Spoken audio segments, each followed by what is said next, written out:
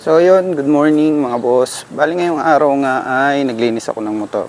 So ayan, kakatapos ko nga lang din maglinis. So naglinis ako ng motor kahit kung makikita nyo nga yung panahon, medyo hindi maganda. Pero bakit ko nga ba siya nilinis? Nilinis ko siya kasi mamaya ipopost na natin siya for sale. So yun, bebenta na natin yung motor. So naalala ko nga nung una ko itong nilalapag sa show, siguro naka-4 na edit ako ng setup nito. Sabi ko hanggang malupog na sa akin, hanggang manahin ng anak ko, at alam ko naman kasing tatagal pa kung ako yung mag-aalaga. Pero syempre, ganun talaga. Hinihingi ng panahon kaya benta na lang din.